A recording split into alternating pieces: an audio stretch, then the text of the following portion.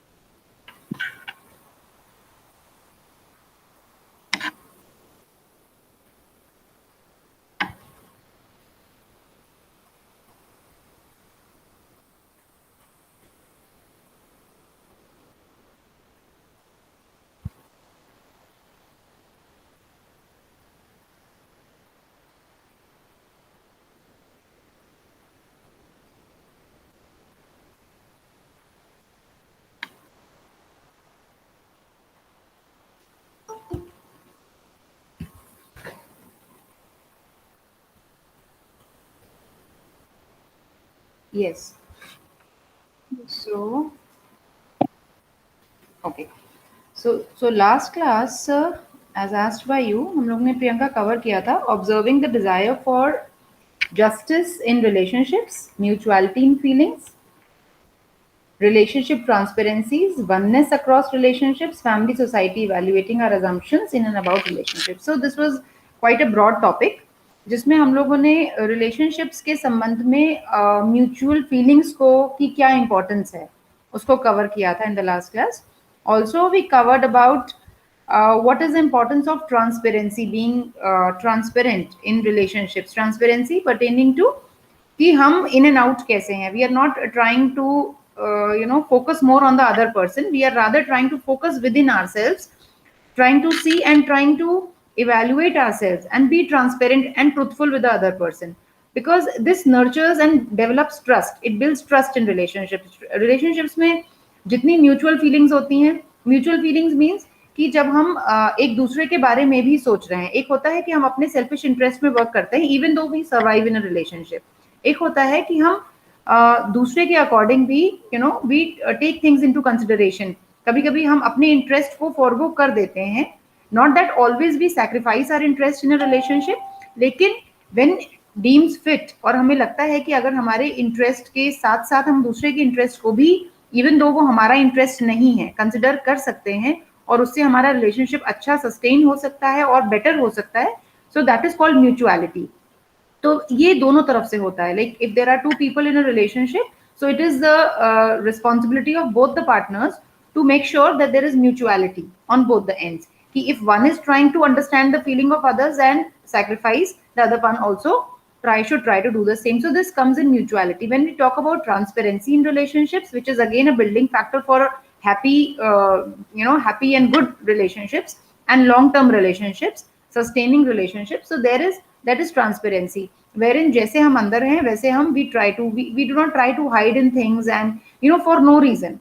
अब इसमें there is a clause कि not anything in everything is suppose to be revealed. मतलब अगर हर एक चीज सामने वाले के बेस्ट इंटरेस्ट में नहीं है और आपके भी बेस्ट इंटरेस्ट में नहीं है, then it is unnecessary leading to conflicts, then it's no point. But otherwise जो आपकी डे टू डे लाइफ में whatever thoughts, feelings, emotions, interest and your personal values you hold, if you can share, it builds trust in relationships. The next thing which we covered is oneness across relationships. So again, in oneness across relationships and family society evaluating, we talked about the assumptions. हमारे जो assumptions हैं, when we how do we deal with relationships when it comes to our belief systems. हमारी जो values हैं, हमारे जो belief systems हैं, हम कैसे relationships में अपने प्री अजम्पशंस को, जो हमारे पहले से फॉर्म्ड वैल्यूज हैं, पहले से फॉर्म बिलीफ सिस्टम्स हैं, उसको उससे हम कैसे अपने रिलेशनशिप को आज देखते हैं. मतलब जैसे हम बचपन से लेकर बड़े हुए तो हमने बहुत सारा चीज सोशल मीडिया पे देखा, बहुत सारी चीज हमारे अपने एक्सपीरियंसेस हुए, बहुत सारी जगह हमारे फ्रेंड्स पीयर्स ने हमें अपने एक्सपीरियंसेस बताए रिलेशनशिप्स को लेकर, और हमने अपने फैमिली में भी देखा। अब उससे हमारे बिलीफ्स शेप होते हैं, जो हमारे एक्सपीरियंसेस इस तरह से हुए वो हमारे बिलीफ्स बनाते हैं, वो बिलीफ्स हमारे अजम्पशंस क्रिएट कर देते हैं। अब ये अजम्पशंस हम अपने ऑलरेडी लेके जाते हैं अपने एक नए रिलेशनशिप में जिसको हम आज बिल्ड कर रहे हैं, और जब वहां लेके जाते हैं और सडनली हमें वैसा नहीं मिलता है तो हमें लगता है अरे उसके साथ तो ऐसा होता है और हमारे साथ ऐसा हो नहीं रहा, इसका मतलब यहाँ कुछ प्रॉब्लम है। नाउ दिस इज अजम्पशन, और कभी कभी यही अजम्पशन एंग्जाइटी भी कर देती हैं। जैसे कि हमने सोचा, अच्छा हमने देखा था कि फलाना फलाना बंदा जब ऐसा बोलता है तो इसका मतलब ये होता है। अच्छा अभी इसका मतलब आपको ठीक से पता नहीं है, you are assuming based on your previous belief systems. So ये सारी चीजें कभी कभी रिलेशनशिप्स में ब्लॉकेजेस ला देती हैं और प्रॉब्लम्स क्रिएट करती हैं। So these things we discussed in the last lecture कि how to work on transparency, assumptions, and how to work on the mutuality so that we can build on to very very healthy relationships। क्योंकि relationships अभी जैसे previous lecture में doctor Rohan ने भी बोला कि when it comes to relationships are like again plants, अगर आप उसको plant लगा दो लेकिन nurture नहीं करो then it will be not finally eventually वो खराब हो जाएगा। Same goes for relationships। See I get so many cases, yesterday also I was doing a case जिसमें then this not mentioning the name but just telling the case was ki the lady admitted ki I am not able to and this was a love marriage but not able to give time to my relationship। तो जब आप time नहीं दोगे, आपने पौधा लगाया है, how can you say कि अब I am a mother of two so I cannot cater to my husband, you cannot do that। yeah so वो आपका पहला वाला प्लांट है, ये बाद के प्लांट्स हैं। सो इवेंचुअली आपको सबकी केयर करनी है, so you don't have an option. So here you need to really build up your mental muscles and emotional muscles so that you can cater to all the plants, right? This is what we, and this is actually the fastest way of development also। अपना self development का सबसे जबरदस्त और fast तरीका है family life। So it's amazing actually। चलो, so now with this overview shall we proceed with today's lecture? Okay, so now let's see। So today we are focused on recognizing emotions and respecting individuality। So now what is this? Now see, we are discussing about happiness, well-being, even in relationships। Now when we are talking about happiness and well-being in relationships, so हमारे लिए ये बहुत important है कि हम अपने emotions को recognize करें। जैसे अभी थोड़ी देर पहले the talk was about I guess emotions, about anger, maybe कभी कभी harsh words निकल जाते हैं, something। Yes, forgiveness। So see, when we are dealing with our emotions, emotions are something which are actually responsible for our words, for our actions, for our behaviors। हमारे emotions ही हैं जो इन सब चीजों के को प्रिसीड करते हैं, इन सब चीजों से पहले आते हैं। इसके साथ साथ हमारे इमोशन से पहले हमारे थॉट्स आते हैं। सो जब जिस तरह की हम सोच रखेंगे उसी तरह के इमोशंस जनरेट होंगे, उसी तरह के हमारा बिहेवियर होगा, उसी तरह का हमारा वर्बल जो हमारा बात करने का तरीका है एग्जैक्टली वही होगा। So now this is what we need to work on. तो हम आज इस पे बात करेंगे। और second thing which we will be talking about is about respecting individuality, जिसको this is something very important which generally after getting into a relationship all of us tend to forget। Actually we take it for granted। अब तो relationship बन ही गया है, सो अभी तो सामने वाले को झेलना ही है, काइंड ऑफ मतलब he has to tolerate me kind of। So this taking for granted is something against respecting individuality। Also sometimes we forget that barrier कि मतलब जब हम इंडिविजुअल्स थे तो हमें पता था हमारे इंटरेस्ट क्या है, हमारी हॉबीज क्या है। जब हम लोग रिलेशनशिप्स में आ जाते हैं समटाइम्स वी फॉरगेट, हमें लगता है कि बस इसकी खुशी और मेरी खुशी एक ही है, मतलब अगर वो खुश है तो हम खुश हैं, वो दुखी। Now this is a dangerous codependency. So here we need to work on. तो इन कुछ चीजों पे, इन सब कुछ प्रैक्टिकल थिंग्स पे we will be working on today. So let's move ahead। First, coming to the emotions, let's see। So see, these are the various type of emotions generally very commonly seen: anger, we can see love, we can see sadness। So we can very common emotions, joyful state, yes, sometimes anxiety, very commonly seen emotions।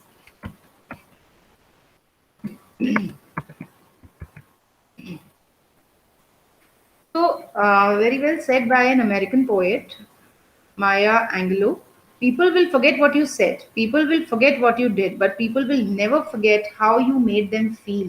So this is something very important कि लोग एक बार को ये भूल जाते हैं कि आपने क्या किया और आपने क्या कहा उनके साथ, वो नहीं याद भी रहता। But what people can never forget is कि आपने उनको कैसा फील कराया था। Now this is something important because this is something which has a lasting effect। Your emotions and feelings, जैसा आप फील करते हैं दूसरों के साथ, उसका एक बहुत लास्टिंग इम्पैक्ट पड़ता है आपकी मेमोरी पे. That is why they are very important. Now emotions are basically feelings. In general layman terms हम इनको feelings कहते हैं. We call them basic types of emotions: happiness, sadness, fear. Commonly हम लोग experience करते हैं disgust, anger, surprise and many others. We need to be aware.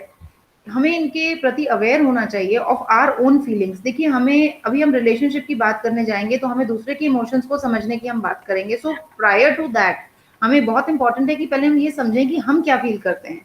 अगर हम अपने इमोशंस को समझ जाएंगे सो मिररिंग वुड बी इजियर. दूसरे के ऊपर उस चीज को अप्लाई करके उसको एम्पथाइज करना या उसको समझना would become much much easier.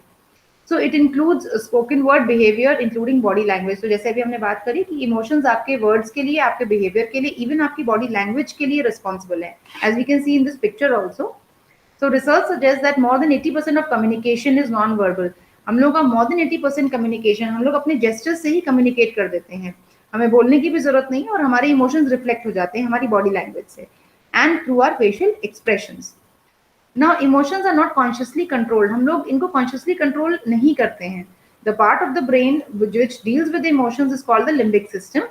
ये limbic system जो होता है, this is a very primitive part of our human brain. ये human brain के evolution में बहुत पहले बना था और यही हमारे emotional response के लिए जिम्मेदार भी है. क्योंकि ये बहुत पहले बना था तो इसीलिए आप इमोशनल रिस्पॉन्सेज देखोगे कि एक बच्चे को भी पता है कि एक इमोशन कैसे करना है. He does not need to learn. उसको सीखना नहीं पड़ता है कि कैसे रोना है, कैसे चिल्लाना है, कैसे हंसना है. He knows. So these emotional responses are very straight forward and इसलिए इनका इम्पैक्ट बहुत ज्यादा होता है. They are link to the memory and experience.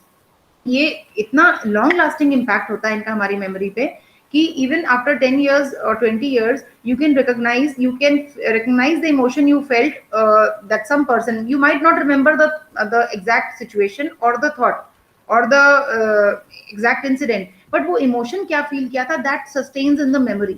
Now that is why it is very important to be aware of our emotions and to be aware of the emotions of others. Let's go ahead. Emotions are very very important. जैसे हम लोग ने देखा कि why are they very important, because अगर हम इसको अपने रिस्पेक्ट में देखें सो फर्स्ट थिंग इज अगर हम लोग इमोशनली अवेयर हैं so it definitely helps us to be more in control of our own emotions, more in control of our behaviours, of the words we speak. अगर हम suppose अपने control हमारे emotions हमारे control में नहीं, suppose we are not aware कि हमें अभी गुस्सा आ रहा है या ये गुस्सा आ रहा है तो हमें इस पे करना क्या है या इस गुस्से का कारण क्या है. If you are not aware of this then we will not work on this and we will straight away react. हम बोल देंगे, हम कुछ उठा के फेंक भी सकते हैं, मार भी सकते हैं और हम सामने वाले का अपनी बॉडी लैंग्वेज से कुछ ऐसा जेस्चर भी शो कर सकते हैं जिससे सामने वाले को पिंच हो जाए, हर्ट हो जाए और उसको वो सालों साल याद रखे. Because emotions long lasting impact रखते हैं मेमोरी पे. That is why it is very important कि हम इन इमोशंस पे के लिए अवेयर रहें. That is why we are studying today about the emotions in terms of relationships also. अच्छा, इन रिलेशनशिप से हम देखते हैं in our life if we are aware of our emotions we can modulate them, we can correct them. हम अपनी emotional intelligence develop कर सकते हैं and we can create a very happy and a successful life, a life which is full of happiness and wellbeing. People who are highly emotionally intelligent they do it all the time. जो emotional intelligence में जिनका EQ जिसको हम कहते हैं बहुत ज्यादा होता है, they keep on practising this. You know, they are aware of their emotions and they keep on modulating them. So it is a skill और ये स्किल डेवलप की जा सकती है. जिन लोगों का इमोशनल क्वेश्चन कम भी है वो भी इसको डेवलप कर सकते हैं. So failure to analyse and manage our emotions leads to severe physical, psychological and social problems. तो अगर हम इस रिस्पेक्ट में, अगर मान लीजिए हम लाइफ में बहुत सक्सेसफुल भी हैं लेकिन अगर हम in terms of intelligence question अगर हमारा IQ बहुत ज्यादा है, we are very very successful, but अगर हम इमोशंस को मैनेज नहीं कर पा रहे हैं then the problem comes in the physical, psychological and social wellbeing. तो इस पे हम लोग डिटेल में वर्क करेंगे. But right now just for the understanding कि जब हम फिजिकल प्रॉब्लम्स की बात करते हैं तो जैसे अगर किसी को बहुत ज्यादा गुस्सा आता है तो उसको बहुत ज्यादा फिजिकल हेल्थ इश्यूज हो सकते हैं. Might be digestive problems, might be problems related to constipation और एंड मेनी अदर्स जो कि फिजिकल इश्यूज होते हैं जब लोगों को बहुत गुस्सा. Even heart disorders. अगर हम साइकोलॉजिकल एलिमेंट्स की बात करें तो बहुत ज्यादा गुस्सा generally you will see in patients who are very very either anxious और very very depressed. They are full of anger. Even in patients, आप देखोगे sometimes जैसे psychological ailments में when people are suffering from psychosis, बहुत intense anger होती है. So emotions like anger, emotions like fear can lead to a lot of anxiety. You know. So emotions जो है बहुत सारी फिजिकल और साइकोलॉजिकल। सोशल प्रॉब्लम्स के लिए क्यों जिम्मेदार बन जाते हैं? क्योंकि जब हम इमोशंस फील करते हैं तो हम उसके अकॉर्डिंग एक्ट करते हैं, उसके अकॉर्डिंग बोलते हैं, और उससे दूसरे को जब हर्ट होता है तो आपके रिलेशनशिप्स अफेक्ट होते ही social relationships goes for a fix. So social problems also, and all of them are very important for our wellbeing. So हमें अपने इमोशनल क्वेश्चन पे वर्क करना बहुत जरूरी है। Now let's see how can we change them.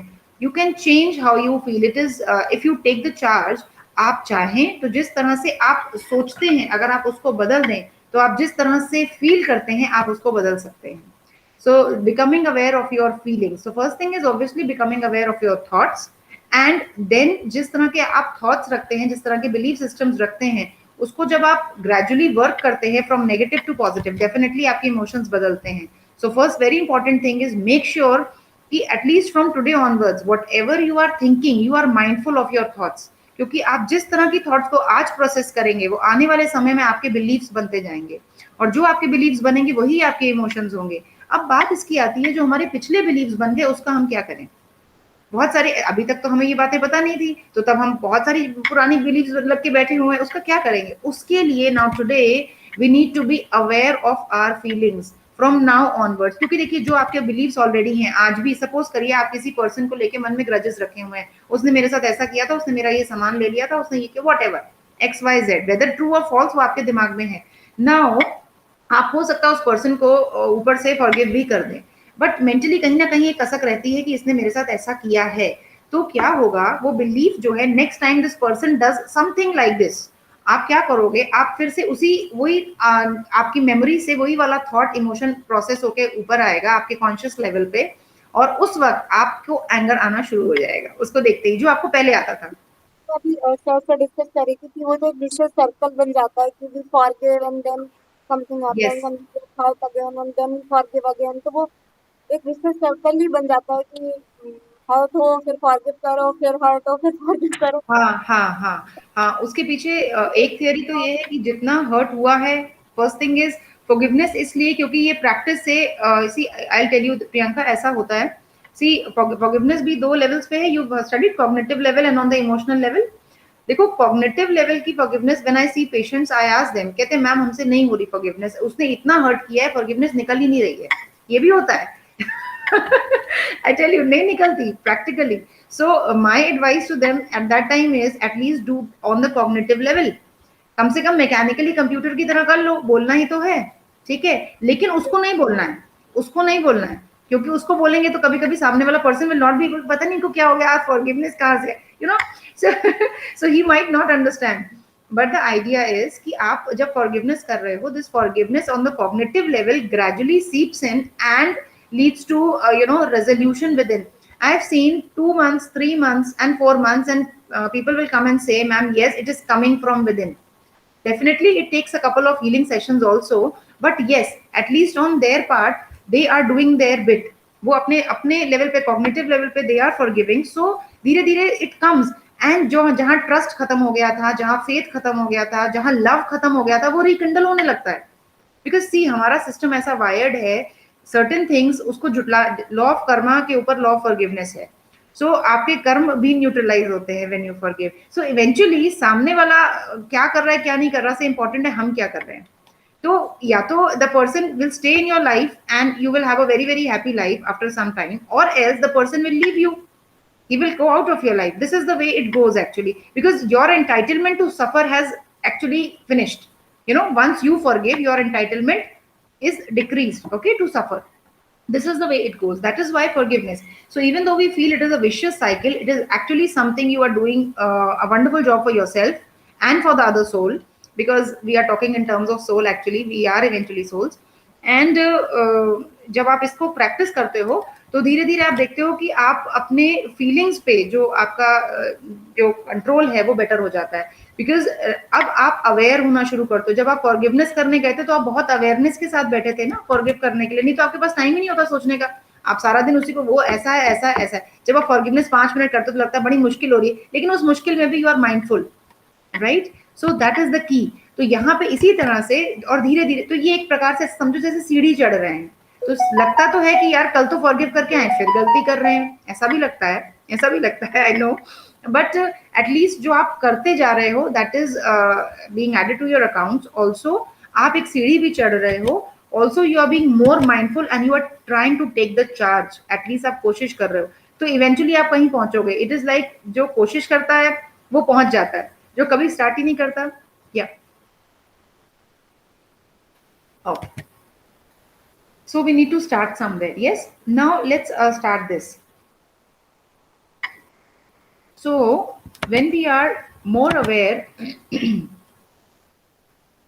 when we are more aware of our feelings, we can overcome them with a reason. हम लोगों को अपनी feelings को एक reason भी देने का आना चाहिए। You know, when we are aware, क्योंकि अभी हमें fear आ रहा है, anger आ रहा है, irritation हो रही है, if we are aware of the feelings, तो हम we will try and give it a reason कि अगर गुस्सा है तो किस बात का गुस्सा है, why should be angry, can we think of some alternative method of thinking, can we work on this, at least we will give our self some time. हम अपने को वो जो समय देंगे वो समय हमारे रिस्पॉन्स के लिए जिम्मेदार हो जाएगा, ना कि रिएक्शन के लिए। Are you getting this point? अगर हम अवेयर होते हैं थोड़ी देर के लिए तो हम अपने इस फीलिंग को ओवरकम करने में, उसको रीजन देके, अपने को थोड़ा समय देके उस फीलिंग को सबसाइड करने में एटलीस्ट एट दैट पॉइंट मदद कर सकते हैं। So this point is very important, being aware कि अभी आपको गुस्सा आ रहा है, जस्ट बी अवेयर। थोड़ी देर के लिए just awareness of your emotion can help you if you do nothing else but just being aware. क्योंकि जब आप अवेयर होंगे तो आपको पता है गुस्सा आ रहा है, उसके इम्प्लीकेशंस क्या हो सकते हैं। और जब मैं बोलूंगी तो इतनी बार पास्ट में मैं ये कर चुकी हूँ या कर चुका हूँ, तो अभी फिर से यही होने वाला है। It's better either to be quiet for some time or think of an alternative method or give yourself a reason so that you can overcome your existing feelings with a reason. This is to overpower your feelings. Approaching them with love and kindness can help reduce anger. Now see, love and kindness is, as just talked about, is the highest emotion. It can transmute any negative emotion. Love is something which can transmute means it can actually change किसी भी grosser frequency को subtle frequency में बदलने का काम love कर सकता है। So love is that emotion and that is the highest form of frequency, we all know. तो इसलिए अगर हम थोड़ा समय देके अपने नेगेटिव फीलिंग्स को ट्रांसम्यूट करने की के लिए we are trying to do that, then the best thing is try to approach the situation with love and with kindness towards the situation, towards yourself first, ताकि आप दूसरे के प्रति इसको एक्सप्रेस कर पाए, otherwise it becomes very difficult. Often anger masks other feelings also. कभी कभी एंगर जो है, जैसे अगर आपको अंदर हर्ट है और अंदर सैडनेस है, आपको पता नहीं चल रहा है, लेकिन अभी आपको सिर्फ गुस्सा आ रहा है। आपसे कोई पूछेगा कि आपको किसी पे ब्लेम है, नहीं हमें किसी पे ब्लेम नहीं है। आपको किसी से उदार नहीं, बिल्कुल भी नहीं है। लेकिन जब आप डिग करोगे यू विल फाइंड आउट कि बहुत डीप रूटेड हर्ट है, उसने 10 साल पहले मेरे साथ ऐसा किया था। अच्छा, तो this is a past hurt, आज गुस्सा आ रहा है उसका, राइट? उस समय तो हमने बोला नहीं था। सो इस तरह से past hurt and past sadness, these things can sometimes lead to a lot of anger, and that is why acknowledging the emotions there and then, जैसे जैसे हम अपने इमोशंस एक्सपीरियंस करें उसको उसी वक्त एक्नॉलेज करके नेम दे दें। सपोज अगर किसी ने आपको हर्ट किया है अभी, तो आप उसको फील करिए, feel that hurt, name it, tell yourself that this is the hurt I am feeling, but now this hurt is because of, now you will give yourself the reason. मतलब आप अपने इमोशन के लिए aware हुए, आपने अपने emotion को एक नाम दिया। ओके, आप उसको सबसाइड नहीं कर रहे हो, हाँ छोड़ो छोड़ो छोड़ो, नहीं मुझे कुछ नहीं फील हुआ, आप ऐसा नहीं कर रहे हो। आप उसको देख रहे हो, आप उसको फील कर रहे हो। फील करने के बाद आप उसका कारण में भी जा रहे हो। You are trying to go to your previous beliefs, your previous values. किस सोच की वजह से ऐसा क्या हुआ, मेरे किस एक्सपेक्टेशन की वजह से today I am feeling hurt, we will go into that also. फिर उसके बाद हम इसके आगे जाएंगे कि अगर हमें आज हर्ट फील हो रहा है due to some whatever past incidences or my values, my belief systems, then इसका implication क्या हो सकता है if I react today। अगर मैं आज verbally, mentally या physically react करती हूँ, what could be the implication। और अगर मैं इसको मन में भी रखती हूँ, सपोज मैं रिएक्ट नहीं करती हूँ, एक्सटर्नली इंटरनली भी रखती हूँ, तो इसका क्या इम्प्लीकेशन होगा, and how will it affect me and others, and what are the alternative methods to respond. तो जब हम एक इमोशन को इस तरह से प्रोसेस करते हैं in that moment, it is very likely that you will not immediately react, at least you will give that emotion some time to process within. और वो प्रोसेसिंग में वो आपका डीप रूटेड, मतलब आप इस इमोशन को आज ही रिजॉल्व कर दोगे या फिर in due course of time resolve करते चले जाओगे। और नहीं तो अगर आप ये सब नहीं करोगे, इधर यू रिएक्ट और you don't react, maybe you internalise it, आप आज नहीं तो 5 साल बाद, 10 साल बाद, 15 साल बाद आप वो ज्वालामुखी निकलना ही निकलना है, so it will come out. So it's no point keeping it within. Yes, so this is the way we can try to process. Let's move ahead. इसमें as of now any doubts, अर्चना, प्रियंका, कोई doubts अभी तक? कोई no नहीं? Ma'am, no ma'am. The importance of understanding emotions and feelings. तो अब हम emotions और फीलिंग्स को हम लोग क्यों समझ रहे हैं? बिकॉज इसकी जो बहुत ब्रॉड कैटेगरीज है, जिसमें अगर हम इसकी इंपॉर्टेंस को देखें कि हमें इमोशंस को क्यों ही पढ़ना है, आज हम इसके बारे में पढ़ रहे हैं, why are we studying all this, क्योंकि इसकी प्रैक्टिकल इम्प्लीकेशंस हैं। फर्स्ट थिंग इज हमारी वेलबींग हमारे इमोशंस पे डिपेंड करती है। सपोज अगर आपको किसी ने बुरा फील कराया, आपको लेट डाउन फील कराया, तो ऑब्वियसली आपको गुस्सा आएगा, आपको डर भी लग सकता है, आपको उदासी भी आ सकती है, और हो सकता है कि आपको शेम फील हो। तो अब आप जैसा रिएक्शन देंगे उस पर मैटर करेगा कि you know how do you react will depend upon how do you take that emotion. क्या आप उसके प्रति अवेयर है कि you are just doing it spontaneously, क्योंकि इमोशंस तो देखिए हमारे बहुत प्रिमिटिव टाइम से हमारे अंदर है। और ये जो थॉट प्रोसेस की आज हम इमोशंस की को स्टडी कर रहे हैं, इससे पहले हमने कभी इसके बारे में ऐसे डिटेल स्टडी नहीं की है, तो ऑब्वियसली हम लोग इसको प्रोसेस करने के तो बारे में सोचते भी नहीं थे। Now when we are studying all this, so we are working on forgiveness, we are doing gratitude, we are trying to process our emotions, look into it कि मुझे कैसा फील हो रहा है, we are trying to acknowledge them. तो जब हम acknowledge करते हैं, तो अगर हम एक्नॉलेज करते हैं तो रिएक्शन या रिस्पॉन्स बदला होगा, अगर हम एक्नॉलेज नहीं करते हैं तो रिएक्शन विल बी डिफरेंट। अब अगर हम सपोज एग्जाम्पल, अगर suppose anger he is a emotion इस सिचुएशन में, और हम इसमें रिएक्ट कर देते हैं, तो व्हाट डू यू थिंक इसका इम्पैक्ट हमारी हेल्थ पे कैसा बनेगा, हमारी वेलबींग पे कैसा बनेगा, हमारी पर्सनल हेल्थ एंड वेलबींग पे क्या लगता है? सपोज किसी ने हमें गुस्सा दिलाया और हम गुस्सा हो गए, और उस मोमेंट पे हमने खूब अच्छे से 1-2 घंटे तक खूब बढ़िया से गुस्सा किया, तो उसका इम्पैक्ट हमारी सेहत पे क्या पड़ेगा? Think about it. 2-3 दिन खराब हो जाएंगे। हाँ, exactly exactly. So we know, अब हमें समझ में आ रहा है कि एक इमोशन ने तो इतना समय हमारा खराब कर दिया, that means and physical health पे इतना ज्यादा इम्पैक्ट आता है कि यू कैन एक्चुअली सी कि जिनकी जो वीक पॉइंट्स होंगे, किसी का कॉन्स्टिपेशन होगा, किसी का पाइल्स होगा, किसी का हेडेक होगा, किसी का हार्ट एलिमेंट्स, जिसका जो वीक पॉइंट होगा सीधा वहीं पे it will attack and the physical wellbeing goes for a fix. So this is something we need to work on, we need to really have acknowledgement of our emotions.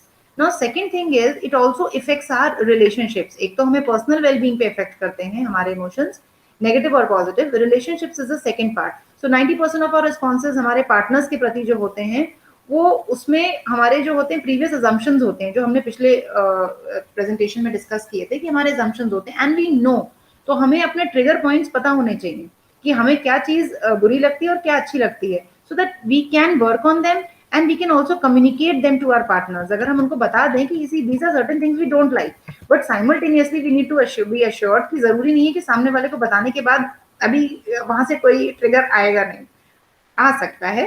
So you can tell, but you can simultaneously work on that trigger also. So that is why awareness is important.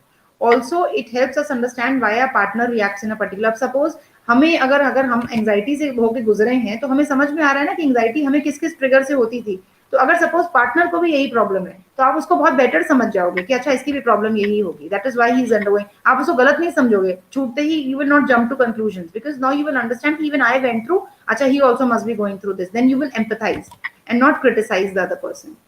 No, not being in, yes ma'am, but काफ़ी बार ऐसा होता है कि जब हम एक particular किसी सिचुएशन में होते हैं, तो हम सामने वाला भी पहले उस सिचुएशन में रह चुका होता है, लेकिन कई बार होता है ना कि जब हम उस सिचुएशन में होते हैं तो सामने वाले को रियलाइज नहीं होता है, और जब वो उस सिचुएशन में होता है तो वो अपनी फीलिंग्स तो रियलाइज कर लेता है, बट वो भूल जाता है कि हम सामने वाला जब उस सिचुएशन में था तो हमें भी इस तरह से रिएक्ट नहीं करना चाहिए। यस, बिकॉज वो अपने इमोशंस के प्रति अवेयर नहीं थे, तो वो सिचुएशन से होके गुजरे तो हैं, लेकिन अवेयरनेस और एक चीज और है कि फिर जब कभी रियलाइज करवाओ कि सेम जैसा अगर हमसे आप एक्सपेक्टेशन करते हो कि जब आपके साथ ऐसा था, तो फिर आपको भी अंडरस्टैंड करना चाहिए, तो फिर वो बात वहाँ पर शांत नहीं होती है, बातें और बढ़ जाती है। राइट। तो यहाँ पे क्या मिसिंग है? नाउ थिंक अबाउट इट अर्चना। अब यहाँ पे जब वो पर्सन वो चीज फेस कर चुका है, अब सामने वाला वही चीज फेस कर रहा है, but he is not able to comprehend. ऐसा क्यों हो रहा है? क्योंकि उस इमोशन के प्रति अवेयरनेस उसकी मिसिंग है। हम्म। तो अवेयरनेस के लैक में देखो ये सब हो रहा है। मतलब अगर हम चाहते हैं कि हम दूसरे लेकिन को, मैम अगर आप अवेयर कराने की कोशिश करिए ना तो वो वो नहीं एक होगा, ये हो वो जाता है नहीं कि होगा। पॉइंट आउट करा जा रहा है।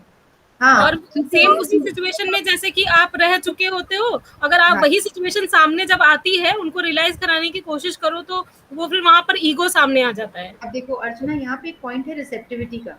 जैसे यस सपोज मैम। करो I try to give you a glass of water, आप कहो यस जी मैम। मुझे नहीं चाहिए, तो मैं आपको दे नहीं पाऊंगी ना, मेरा ग्लास मेरे पास रहेगा।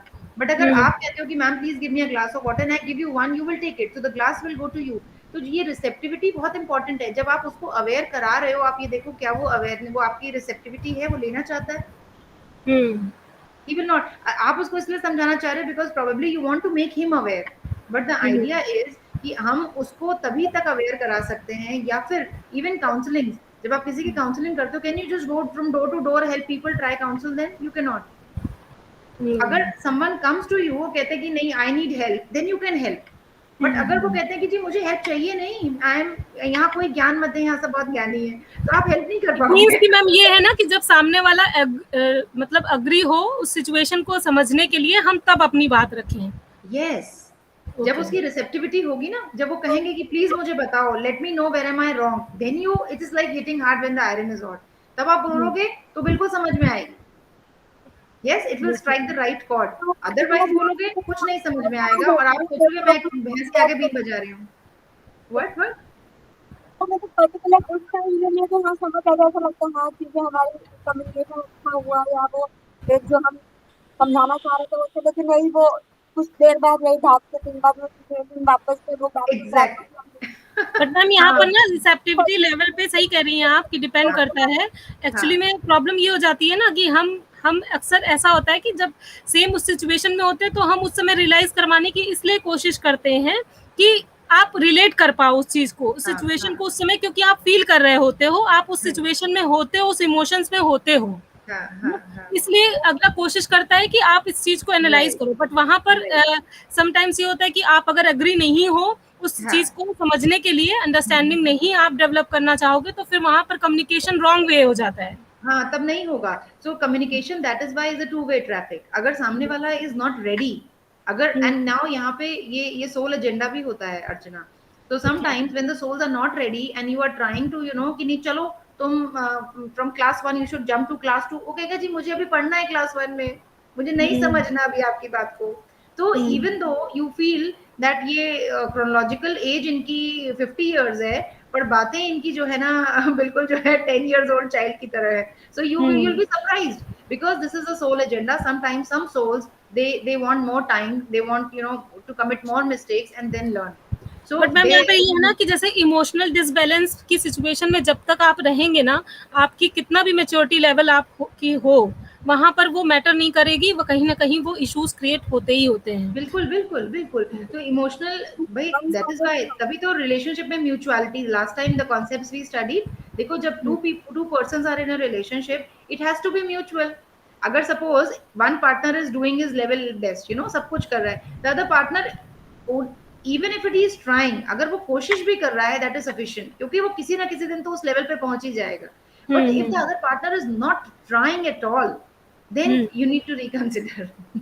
Yes yes. मैम। सो यहाँ पे ये देखना जरूरी है, समझना जरूरी है। Reconsider means reconsider your decision to discuss the things और नॉट, क्योंकि जब तक रिसेप्टिविटी नहीं है, नो मैटर कितनी भी प्रॉब्लम्स हो रिलेशनशिप में, किसी भी रिलेशनशिप में, अगर रिसेप्टिविटी नहीं है, आप कम्युनिकेट कर ही नहीं पाओगे। क्योंकि आप बोलोगे तो वेरी बट वो ट्रू। वन वे ट्रैफिक होगा, it will not leave any impact. And सामने वाला, उसके दरवाजे बंद है, वो कहेगा जी मैं नहीं अलाउ कर रहा, फिर क्या करोगे? So it's no point. तो यहाँ पे समझना जरूरी है, जब दरवाजे खुले तब बात करेंगे। Very Let true. him be open. Okay. Yes. चक्कर में फीलिंग देख जाती Shall we proceed? Yes Okay. Ma'am. Okay. So let's see that अगर हम, तो यहाँ पे अभी हम बात कर रहे हैं being in touch with our own emotions। पहले हम लोग अपने emotions पे बात करते हैं, फिर तो जब हम अपने emotions के touch में होते हैं, तो definitely we are able to empathize and understand the others triggers also. But if we are not in touch with our own emotions or not trying to understand them, we may run away from difficult conversations। अगर हम अपने से disconnected हैं, हमें नहीं समझ में आता हमें किस बात से डर लग जाता है, हमें किस बात पे गुस्सा आ जाता है, हम अवेयर नहीं है बेसिकली। मतलब अगर हम थोड़ा सा अवेयरनेस को प्रैक्टिस करते तो हमें समझ में आ जाता, लेकिन शायद हम टाइम नहीं दे रहे उसको। तो अगर हम नहीं देते तो हम क्या करते हैं, हम डिफिकल्ट कन्वर्सेशन से भागते हैं, हमें लगता है पता नहीं, और हम उसमें एंग्जाइटीज भी अपने दिमाग में एंग्जाइटीज क्रिएट करते हैं, खुद नए नए सिनेरियोज क्रिएट करके उससे डरने लग जाते हैं, जिसको हम लोग एंग्जाइटी बोलते हैं। एक like I got this patient जिनके साथ कुछ ऐसी ही प्रॉब्लम हो रही थी, with this example probably it will be easy to understand. तो वो उनकी अभी मैरिज नहीं हुई है, she is trying to get married to a person, okay, so not disclosing any names but just trying to tell the situation. तो scenario क्या है कि the person is trying to get married, talking to the person जिससे शादी होने जा रही है, बट एप्रीहेंसिव ये पर्सन कैसा होगा। अभी उस पर्सन, ऑब्वियसली एप्रीहेंशन सभी को होता है, लेकिन अब इसमें एक कैच ये है कि अगर वो पर्सन ने कह दिया कि तुमने फेसबुक में इस तरह का मैसेज किया है, now she will, she is not aware of her own emotions, so since she is not aware तो वो उसको भी नहीं समझ पा रहे हैं। so what is happening, she will start thinking in her mind कि ये मुझे ऐसा इसलिए कह रहे हैं क्योंकि ये women को subdue करना चाहते हैं, that means he wants to you know overpower me, इसका मतलब जब मैं शादी के बाद जाऊंगी तो मेरे ऊपर overpowering होगी, इसका मतलब है कि इससे शादी करना ही ठीक नहीं ना। और अगर इसने कभी ऐसा मेरे साथ शादी के बाद किया ना, see this is the extent she could go, I was surprised। एक बार तो मुझे थोड़ी हंसी भी आई, I said what are you thinking, तो उसने कहा मैम मैं इस एक्सटेंट तक जा सकती हूँ कि मैं वुमेन सेल में जाके कंप्लेन कर दूंगी। She said that. So the idea is कि इट गोज लाइक दिस। तो आपकी एंजाइटी यहाँ तक भी बढ़ सकती है, हमें यहाँ तक नहीं जाना है। तो हमें अगर यहाँ तक नहीं जाना है तो हमें, सो this is all going in the head, ये एंजाइटी तो है।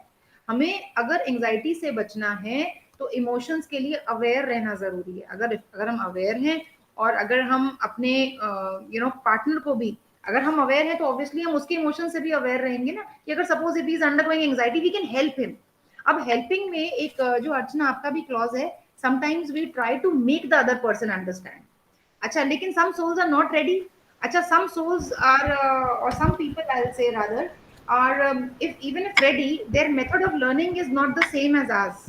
जैसे हम लोग बात को सुनने से और कहने से समझ जाते हैं, हो सकता है उनका मोड ऑफ लर्निंग दूसरा हो, तो उनको उस तरीके से समझाया जाए जिस तरीके से उनको समझ में आता है ना। This is also something very important. So think about this, suppose करो यू फील कि this person needs help, my partner needs help, but इनको बातों से नहीं समझ में आ रहा, तो उनको आपके किसी एक्शन से समझ में आ रहा है, उनको किसी आपके बिहेवियर से समझ में आ रहा है, any other gentle method, any other alternative, then also that also you can try to help them overcome their problem। अगर आप अपने इमोशन से अवेयर हो और अब आपको समझ में आ रहा है कि यार इनकी ये भी प्रॉब्लम है, then you can try alternative methods apart from just trying to explain the things।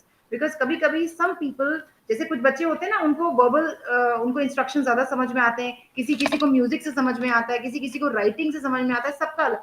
Similarly, when they grow up, they have different modes of learning, so we have to actually explore that also। that is also one domain कि आपका समझने का तरीका क्या है। अगर हमें वो समझ में आ जाएगा तो हम आपको बेटर समझा पाएंगे। So this is also one way we can look into. Yes, shall we proceed now. Next जो हमारा थर्ड सिग्निफिकेंस है इमोशंस को स्टडी करने का, दैट इज अबाउट पेरेंटिंग। अब parenting is also a very big challenge actually. और kids जो होते हैं हमें they always keep us on our toes. Yes, to they will always be like challenge us to be calm and be aware of our emotional responses on daily basis। वो आपको इतना मैं ये नहीं कहूंगी परेशान करते हैं, बट इतना चैलेंज करते हैं, so every time you have to be actually on your toes। अरे अब तुमने ये कर दिया, अरे अब तुमने, and every time, so we have to every time be very much aware कि अभी गुस्सा तो नहीं आ रहा, अभी इरिटेशन तो नहीं हो रही, because they will sometimes pick up things, they will throw things, they will jump, they will dance, and you are actually into so many other things कि आपके पास टाइम नहीं है सब करने का। So you can not actually enjoy with them. तो आप बजाय गुस्सा होने के, बजाय इरिटेट होने के, और आप कर भी क्या सकते हो। So there we need to actually be I'll say accept the challenge and be actually aware। Because ये अवेयरनेस इसलिए इंपॉर्टेंट है, एक तो हमारे लिए ताकि हमारी फिजिकल मेंटल इमोशनल हेल्थ खराब ना हो, दूसरी चीज हमारे बच्चों के लिए।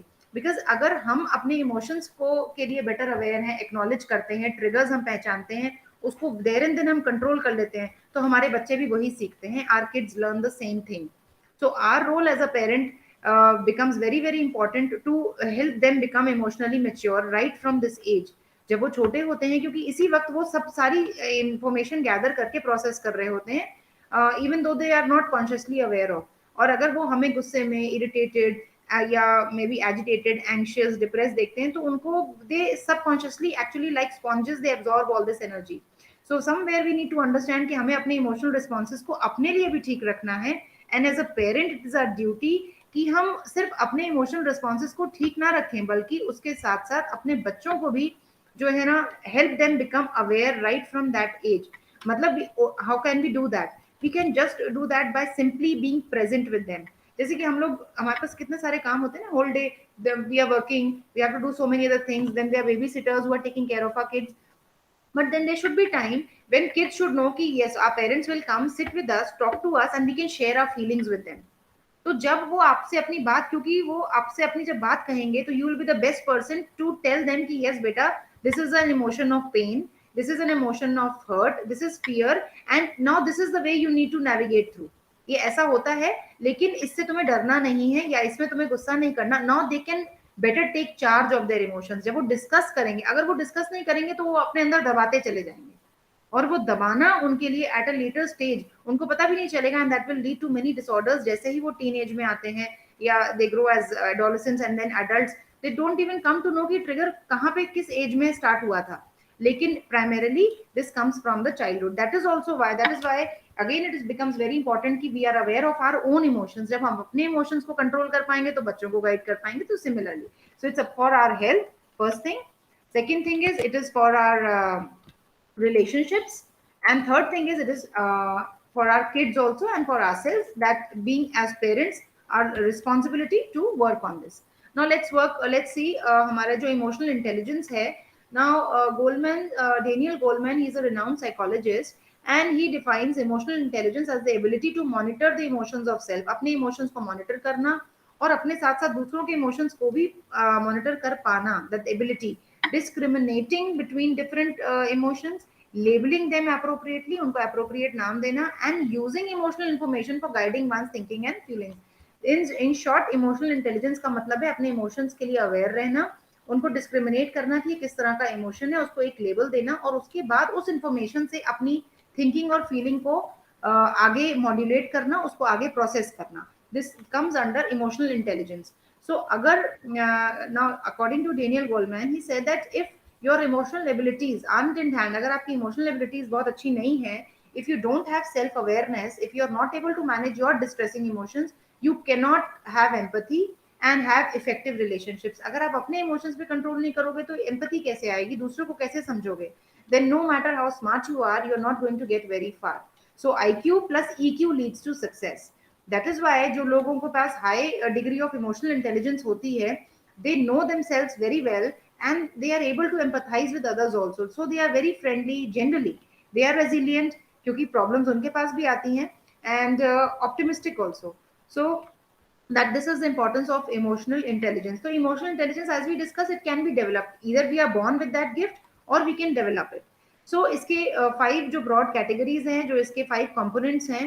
So one is being aware of the emotion, self awareness. Second is self regulation, मतलब आप aware है तो उसको manage करें.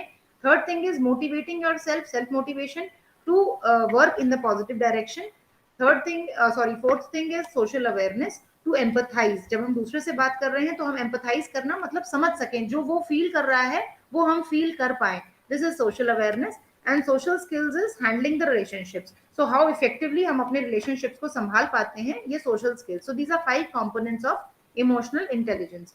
Now emotional maturity develops when people know and respect अपने. तो इमोशनल मेच्योरिटी इसको कहते हैं जब हम अपने इमोशंस को और दूसरों के इमोशंस को समझें और उसकी इज्जत करें in every life situation. Level of one's emotional maturity ही आपके क्वालिटी ऑफ लाइफ को डिटरमाइन करता है. एंड इसके हिसाब से इमोशनल मेच्योरिटी के नॉलेज एंड रिस्पेक्ट के हिसाब से लोगों को 4 kinds of categories were describe, like people who are low on knowledge of emotions and low of respecting others, low on knowledge of emotions, high in respecting others, high on knowledge of emotions but low on respecting, and high on the knowledge of emotions but and also high on respecting. तो इसका जो एक matrix बना वो कुछ इस तरह से बना कि जिसमें जो लोग देखा गया कि इसमें जो सबसे बेस्ट कैटेगरी मानी गई, the one in green, that is people who are high in respecting one's emotions and high in the knowledge of one's emotions. उनको अपने इमोशंस की नॉलेज भी है, दैट इज ऑल्सो हाई, और वो रिस्पेक्ट भी उसकी पूरी तरह से करते हैं। तो जो अपनी इमोशंस की नॉलेज और रिस्पेक्ट करता है, वो दूसरे की इमोशंस की भी नॉलेज रखता है और दूसरे की इमोशंस की भी रिस्पेक्ट करने में सक्षम हो पाते हैं, ऐसा देखा गया। तो इसमें देखा गया कि सबसे बेस्ट इंटरपर्सनल रिलेशनशिप्स इसी कैटेगरी में पाए गए, the one in green.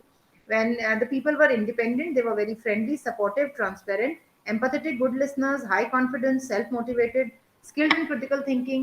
So everything was like, अगर इनसे देखा जाए तो the relationship they were presenting was very very there was the happiness quotient was much more, and they were more focused, adaptable, and balanced. In the rest three categories, definitely they were less control over emotions, they were impulsive, defensive, and they were not able to manage their emotions, and so on and so forth. So the best category here is that one should try to have more awareness and knowledge of one's emotions and be more respectful of one's emotions and simultaneously for others. So अपने emotions की भी knowledge और respect और दूसरों के लिए भी is the ultimate crux of this matrix.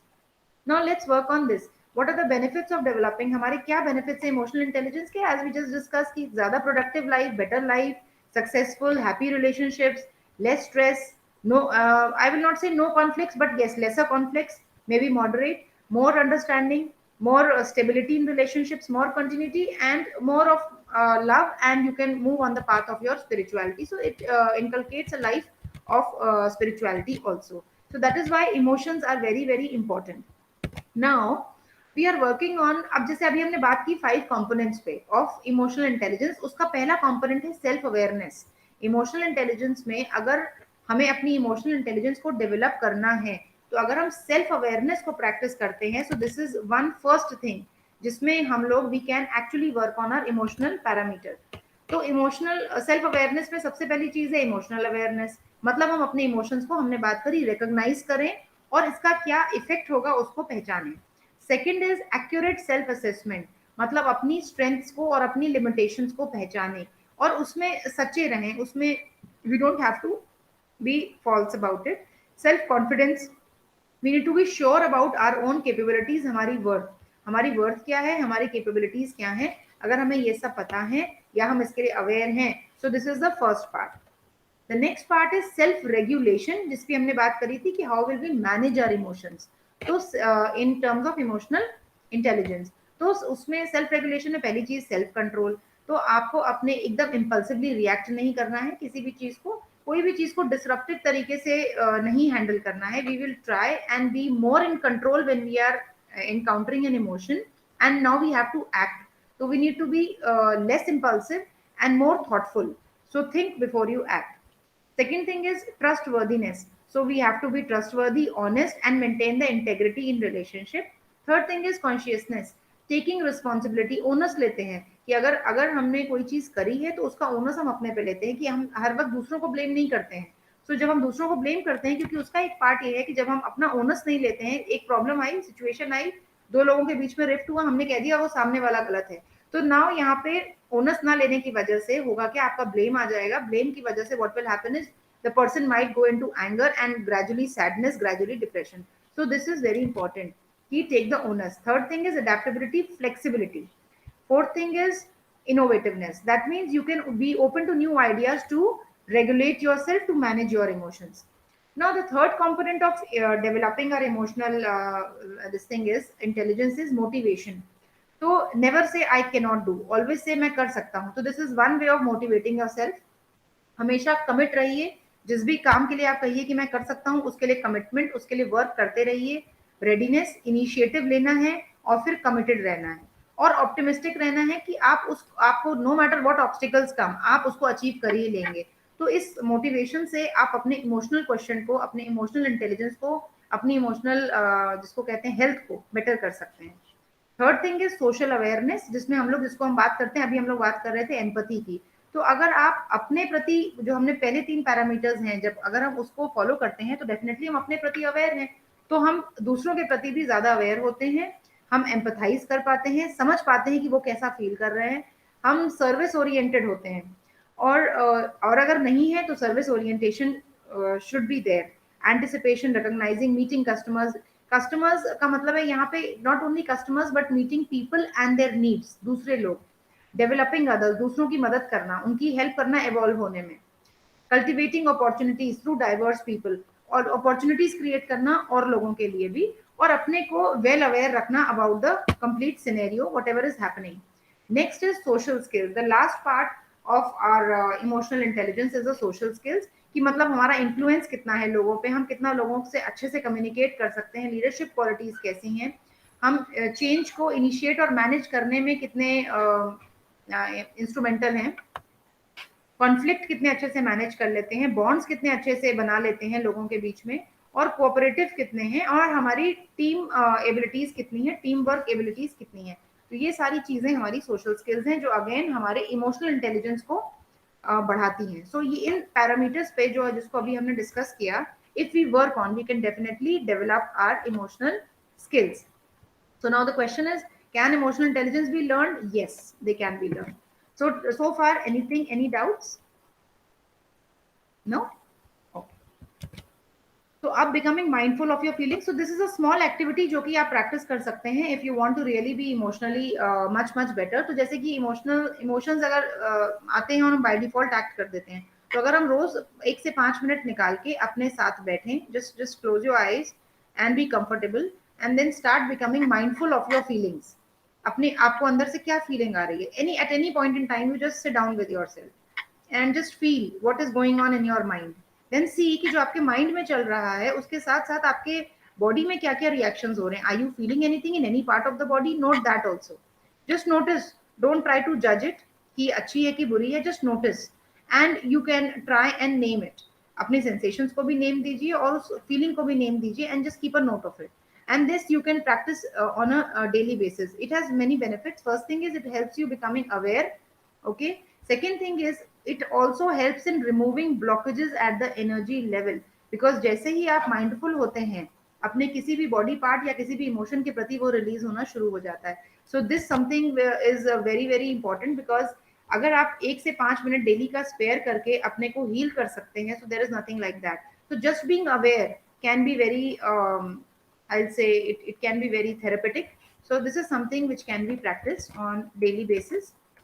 Next is emotions are like waves, they come and go and high and low. So in future we start seeing feelings like waves. Just expect at one point कि they will come and the painful feelings will subside. ये सब waves की तरह emotions, see nothing lasts. कोई भी चीज कभी हमेशा के लिए नहीं होती है. Even emotions don't last. तो जब जिस वक्त अगर आपको सपोज एक फियर की वेव आ रही है, एंग्जाइटी की वेव है या एंगर की वेव है, तो वो आके चली ही जाएगी eventually. So in future we can start seeing feelings like the waves. ऐसा नहीं है कि वो आ गई है तो अब तब तक नहीं जाएगी जब तक हम किसी पे बरस नहीं जाएंगे, ऐसा नहीं है. It will automatically subside. So if you give it some time it will subside. So consider giving it some time. And still if you feel struggling to get in touch with your own emotions, then seeing a psychological therapist who can act as your companion and support on the journey of self discovery, that can be helpful. मतलब अगर इसके बाद भी आपको लगता है कि आपसे नहीं, despite being with self aware and अपने को time देके भी and practicing certain things which we'll be just discussing, अगर लगता है it's difficult, then yes, there's no harm in seeing a therapist. हम सिंपल आप जो प्रैक्टिकल लाइफ मेजर्स जो आप कर सकते हैं टू मैनेज योर इमोशंस. अब हमें लगेगा कि एक्सरसाइज से कैसे इमोशंस मैनेज होते हैं. सो सी हमारी physical body and mind both are very much interlinked. तो जो कुछ भी माइंड में होता है जैसे वो बॉडी पे इम्पैक्ट डालता है, वैसे जो कुछ भी बॉडी पे होता है वो माइंड पे डायरेक्ट इम्पैक्ट डालता है. So what we need to understand is as simple as exercising daily can make us feel much better, because it releases certain chemicals like dopamine in the brain and it makes us more fitter, healthier, and helps us managing our emotions much better. Be kind to others, because kindness again develops your muscles of compassion. Be open and accept what is going on around you. आप जितना ज्यादा open और accepting होते हैं आपके आसपास क्या हो रहा है, you are more mindful of the situations, so it develops your acceptance power, and this again is linked to your happiness and well-being. It has nothing to do in per se with the other person. Next thing is it's good to talk. So you can always spend time with your friends, with family, and with people you feel like talking. So talk out your emotions, but generally there is one more advice here. It's good to talk, but excessively blurting out या excessively venting out emotions, जैसे बहुत गुस्सा आ रहा है तो हमें लगता है ना कि यार हम किसी को जाके बता देंगे तो खत्म हो जाएगा. Right? Do you really feel, अब this is my question to both of you, कि ऐसा लगता है कि जब हम अपने एंगर और सैडनेस को पूरा एक्सप्रेस करके और बिल्कुल उसको, जिस कहते हैं ना कि सब निकाल दिया हमने, करके कर देते हैं तो कुछ खत्म हो जाता है, ऐसा लगता है क्या? एक्चुअली कभी-कभी तो उससे और प्रॉब्लम्स बढ़ जाती हैं। आप किसी को बोलो और वो फिर कुछ और बोले, फिर वो उसमें ऐड यस, ऑन हो जाता है। मतलब वही नहीं, बात का बतंगड़ और मिर्च मसाला लग जाता है। तो इट्स एग्जैक्टली, बेटर कि आप जब एक नॉर्मल स्टेट में हो और उतना ही बताओ जितना लगता है बताने लायक। सब कुछ बताने की ज़रूरत नहीं है। राइट, बहुत सारी चीज़ें होती हैं जो हमें अपने आप में भी रखनी चाहिए। Specially yes, husband wife relations में, या जो जैसे अगर जैसे मैं जॉइंट फैमिली में रह रही हूँ, तो बहुत कुछ होता है, लेकिन इसका मतलब ये नहीं कि मतलब मेरी तो ये हैबिट है, मैं कभी नहीं बताती, गलत चीज़ें कभी नहीं बताती। यस, पॉजिटिव होता है तो कुछ ज़रूर बताती हूँ, yes, yes, negative so this is शायद good, मैंने yes, 6 साल में एक भी बार कभी अपने घर में कुछ नहीं कहा होगा। तो yeah, मुझे so this पता है is कि वो good. फ़ायदा नहीं है। Yes, वो it's no point actually. Actually, this is true, Priyanka, because you see that जब it's good to talk, तो जब हमें बात करनी है, so we have got so many other fields ना, हमारे पास कितनी सारी domains हैं, हम अपनी problems क्यों बात करें, right? Why should we discuss only the problems? तो हम actually जो चीज share करते हैं वो बढ़ जाती है. वो That आप is why, परस्पेक्टिव है, आप जिस सिचुएशन में हो वो केवल आप समझ पाओगे। बाकी लोग yes, तो एक्सटर्नली उसको जज करेंगे और अपना yes, परस्पेक्टिव देंगे, तो right. वो हाँ, बेकार होगा। Exactly, exactly, so that is why it is good to talk, but talk positive.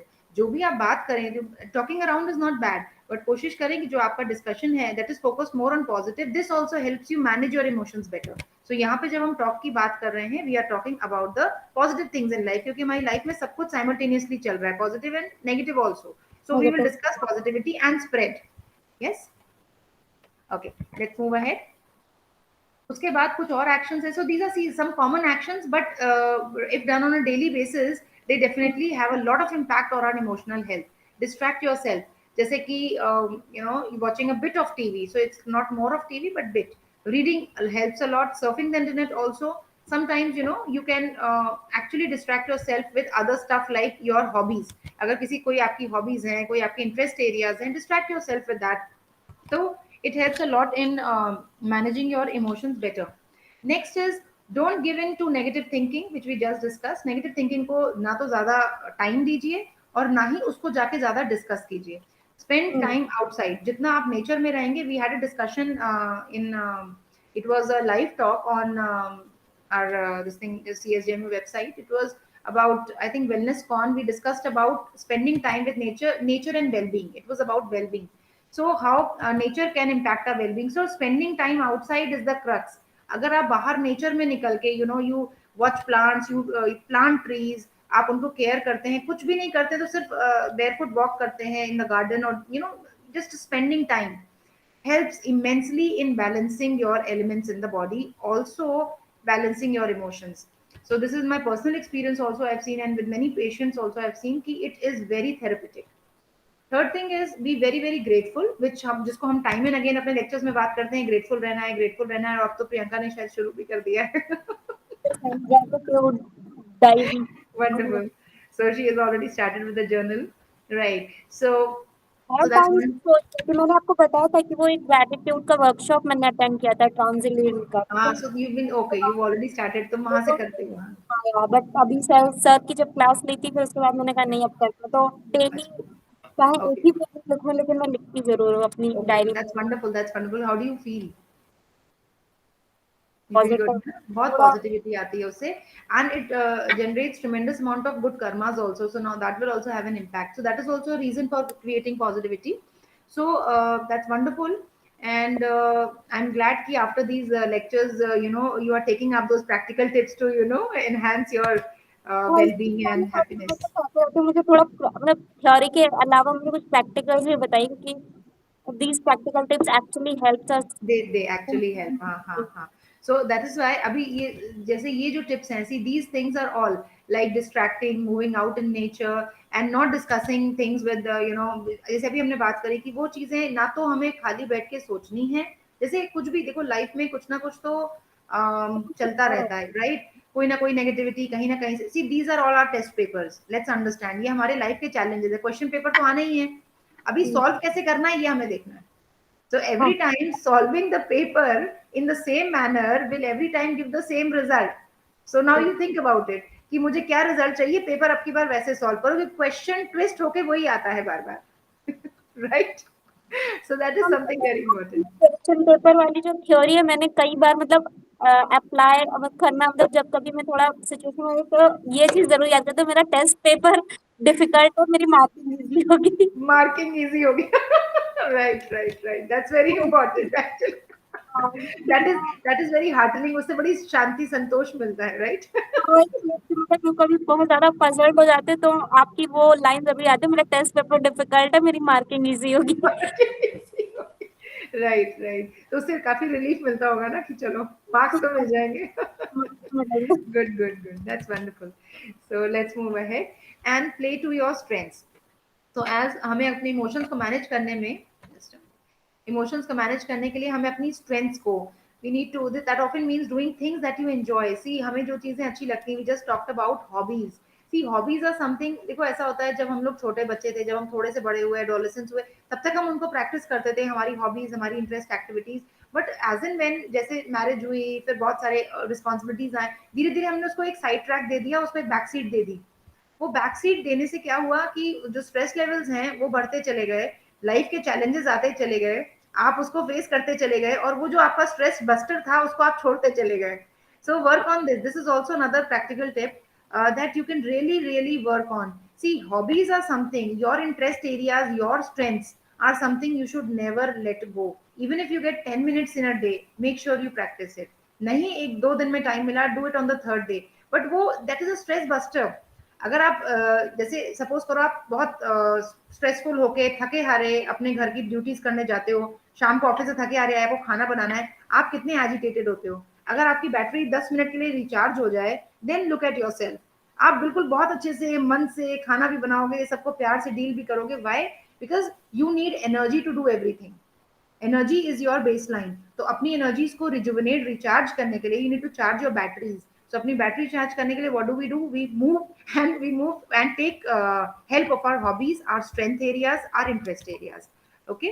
Next, and this actually recharges our emotions. और यही emotions फिर हमारे interpersonal relationships में और हमारे health को contribute करते हैं. Notice the good things in your life, क्योंकि जब आप good things को, when you count your blessings, so as have I told you, see there are some situations and people which are blessings for us. Yes, होते हैं ना. Then there are some situations and people who are lessons. वो lessons हैं, वही question papers हैं. So we need to understand हमें वो भी चाहिए. You understand? क्योंकि lessons के बिना blessings को हम कब तक cherish करेंगे. तो blessings are important, lessons are equally important.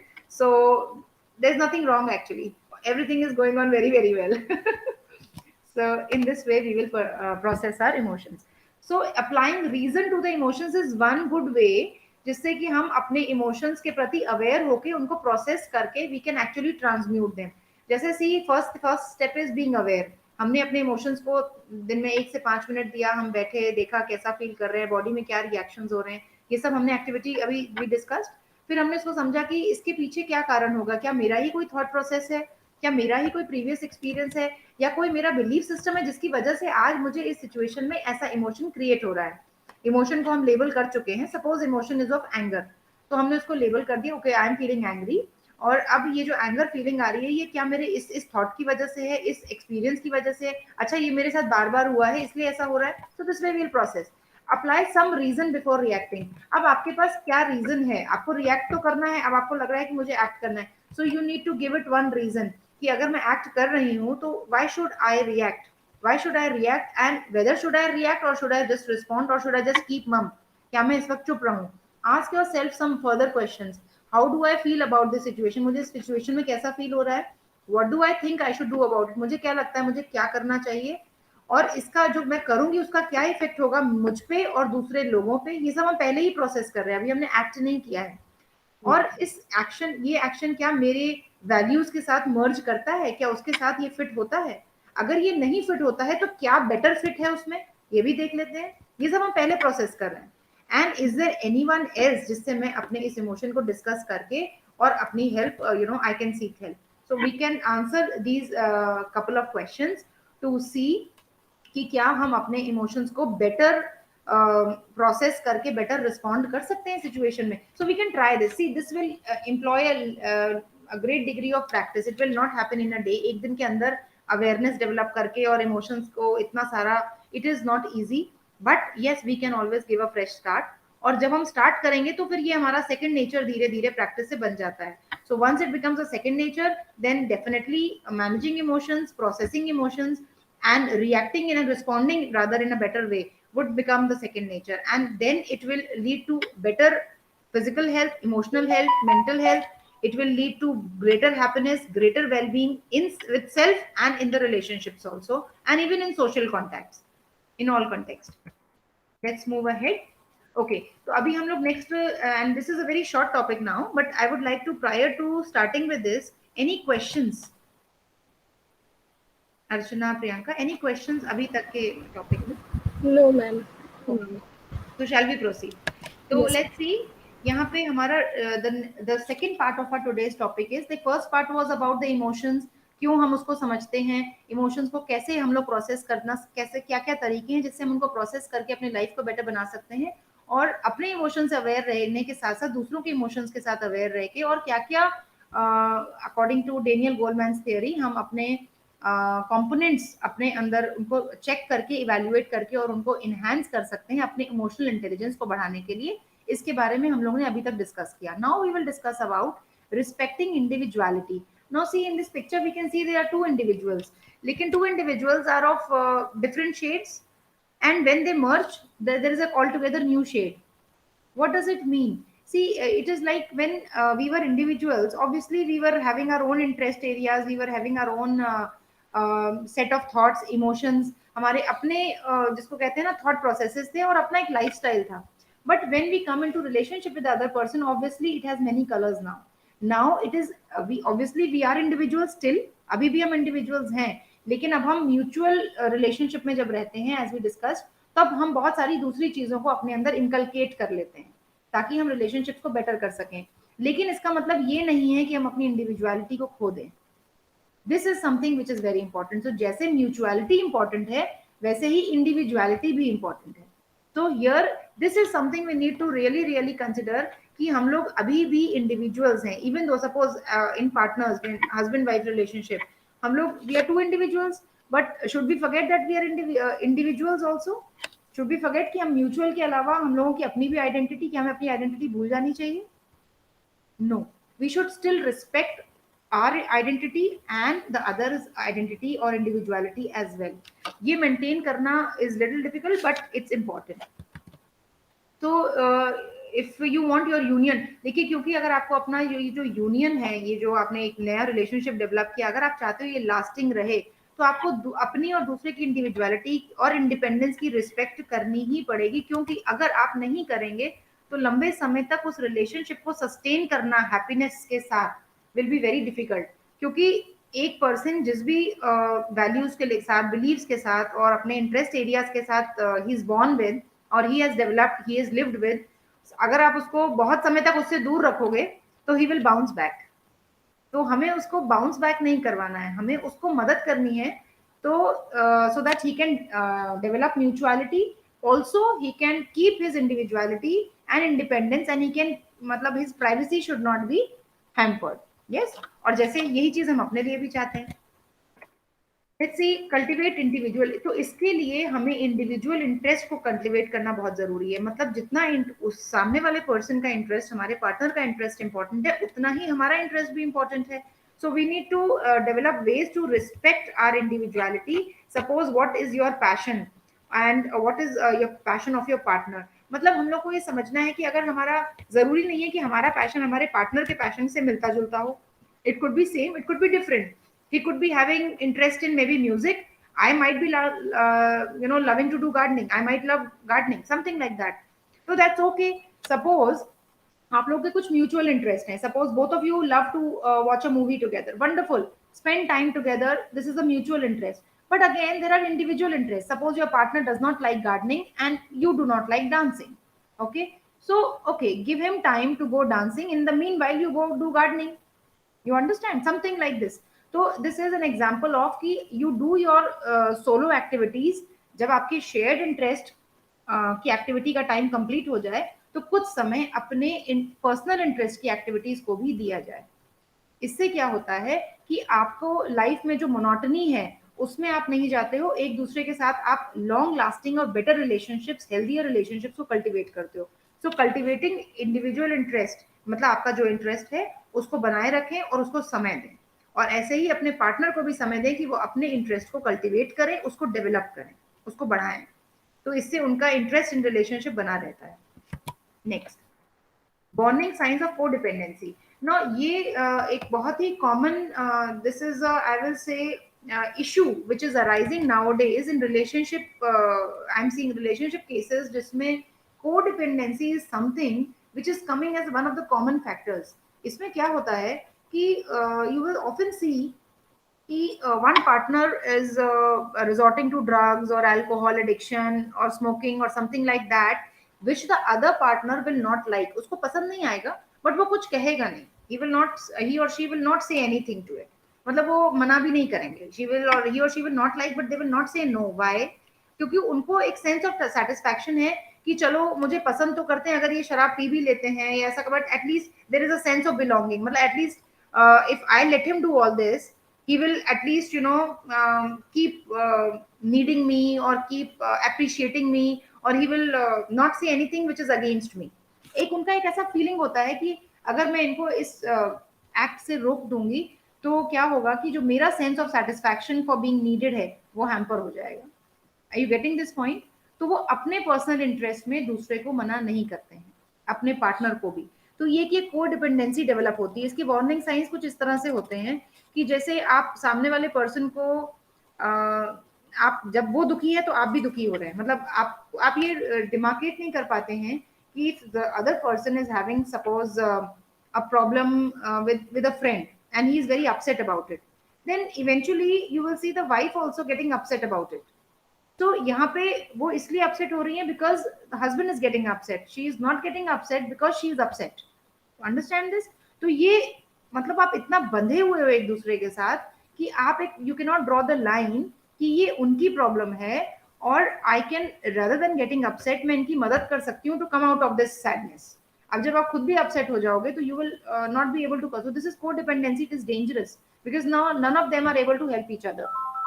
Next is sacrificing your needs for your partner. कभी कभी को डिपेंडेंसी इस हद तक होती है कि आप difficulty telling where you end and your partner begins. हाँ, इसका क्या इसका मतलब ये है कि देखो जैसे कि यू आर एन इंडिविजुअल, ठीक है, तुम्हारी अपनी एक आइडेंटिटी है और दूसरा person is again an individual, उसकी भी अपनी एक आइडेंटिटी है। अब सपोज करो, अब जरूरी तो नहीं है कि अगर if he eats Maggi and you eat Maggi you both will have the same taste. आपको जरूरी तो नहीं है ना, एक मैगी एक ही है लेकिन जरूरी तो नहीं ना आप दोनों एक ही तरह से, हो सकता है एक को मिर्च ज्यादा लगे उसमें, एक कहे नहीं it's very tasty, you understand. लेकिन जब ये there is this line is missing, difficulty telling where you end in your partner begins, तब ऐसा होता है कि जैसे कि इनको मिर्च लग रही है तो मुझे भी मिर्च लग रही है। मतलब अगर किसी ने suppose, I will give you this example, शायद you will be able to relate. Suppose करो there is a couple, somebody has said something to one person. Suppose a friend of the husband has said something annoying to the male partner.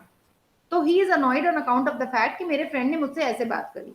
The wife, instead of thinking logically about the situation and coming to the conclusion and probably be able to help her partner, वो भी उसमें upset हो जाएंगे क्योंकि husband upset है। तो मतलब she is not able to demarcate between her husband and herself. मतलब अगर ये दुखी हैं तो, अगर ये रो रहे हैं तो मुझे भी रोना है, अगर ये हंस रहे हैं तो मुझे भी हंसना है, देयर इज नो लाइन। तो समझ गए, there is no line. So this demarcation is important, क्योंकि अगर आप डिमार्केट नहीं करोगे, अगर आप सामने वाले के साथ दुखी हो जाओगे, even if the person is your partner, how will you help your partner? Yes, so it's not about being दुखी ओनली, इट्स अबाउट वो खुश है तो हम खुश हैं। अब यहाँ पे भी एक डिपेंडेंसी है कि मतलब अब आप वेट करो कि तुम खुश हो तो हम खुश हों। मतलब आप ऐसे नहीं खुश हो सकते क्या? I mean you can be happy otherwise also ना, बट यू विल वेट। तो ऐसे केसेस में क्या होता है, वो कहते हैं मैम ये हमेशा परेशान रहते हैं तो हम कभी खुशी, हम कहते हैं इनसे खुश रहिए ताकि हम खुश रहें। अब ये क्या बात है? अब ये खुश रहें तो आप खुश रहें, तो अब इसमें तो गॉड नोस कितने दिन लग जाएंगे। या कितने साल लग जाएंगे. So it's better that you अपनी आइडेंटिटी को बना के रखिए. आप अपनी खुशी को किसी के लिए सैक्रिफाइस मत करिए. ये मत सोचिए कि आपके पार्टनर हैं तो you have to be feeling the same emotions that your partner is feeling. Rather, you can help your partner navigate through those distressing feelings अगर आप अपने को individuality को individual emotions को maintain करके रखते हैं तो. Now is it clear? अब clear हुआ? Second point is sacrificing your needs for your partner. Now इस point में this is easy to understand कि मतलब अब मेरे husband को नहीं पसंद है कि मैं योगा करूं, योगासन करूं, तो मैं नहीं करूंगी आज से, है ना. नो यू, अब आपको बहुत पसंद था लेकिन you left it because your partner does not like it. So do you think this should be done? ना इससे क्या होगा, आप अपने को सैबोटाज करोगे और आप रिलेशनशिप को कंट्रीब्यूट कर ही नहीं पाओगे. क्योंकि जब आप खुश नहीं हो अंदर से, समथिंग जो आपको खुशी देता है वो काम आप कर ही नहीं रहे हो, तो आप दूसरे को खुशी दोगे कैसे? That is why sacrificing should not be the solution. It should be mutual. It should be mutual. You can create a space for yourself and do your stuff. जैसा आपको पसंद है वो सब आप करिए, जो आपकी नीड्स है वो पूरी करिए, लेकिन साइमल्टेनियसली म्यूचुअल नीड्स को भी पूरा करिए. तो अपनी इंडिविजुअल नीड्स को भी देखिए, म्यूचुअल नीड्स को भी देखिए. अपने इंडिविजुअल इमोशंस को भी केटर करिए, म्यूचुअली भी इसको केटर करिए. पर को डिपेंडेंसी देखो, जैसे ये पिक्चर में बना है ना, कैसे बंधे हुए हैं हाथ. मतलब अगर एक राइट जाएगा तो दूसरा भी राइट ही जाएगा, और एक लेफ्ट जाएगा तो दूसरा भी लेफ्ट ही जाएगा. तो इस तरह की डिपेंडेंसी कहाँ तक अच्छी है? You understand? So this is something which is not acceptable. उसके बाद basin your self worth on their approval. Now this is also very commonly seen. मतलब आपको ऐसा लगता है कि अगर मेरे पार्टनर ने ये कह दिया कि हाँ तुम अच्छी हो तो मैं अच्छी हूँ, अगर उसने कह दिया कि तुम इतनी अच्छी नहीं हो तो मैं अच्छी नहीं हूँ. नो, ये कहाँ तक अच्छा है? ये कहाँ तक अपने इमोशंस को और अपनी फिजिकल मेंटल इमोशनल वेलबींग के लिए अच्छा है? बताइए. तो this is also something.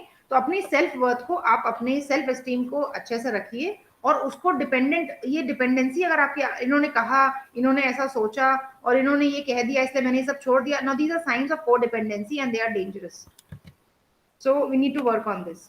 Next is create a secret space for yourself. अगर आपको लगता है कि आप you like to do some certain things जो कि आपके आपके हैप्पीनेस, वेलबींग को, आपकी हेल्थ को, इमोशनल, मेंटल, फिजिकल को इम्प्रूव कर सकती है, practically you should do it. You should do it but with mutual consent. लड़ झगड़ के नहीं, एक दूसरे का म्यूचुअल कंसेंट लेके आप अपने ही घर में एक अपनी secret space, not necessarily very large, आप मेडिटेटिव प्लेस, योगा प्लेस, और anything you want to do, you know, gardening और समथिंग, जो अच्छा लगता है उसको जरूर करिए. So that amounts to your this is we are talking about individuality. मतलब एज एन इंडिविजुअल आप उस वर्क को करते हैं और उस इमोशन को फील करते हैं. सो these are ways in which you can actually maintain your individuality. Sneaking a peek at your partner. Now this is something बहुत लोग करते हैं, और I feel अच्छा, okay, I'll ask you rather than my feelings. Priyanka और अर्चना, आप लोग बताएं, ये कहाँ तक आपको लगता है should be done?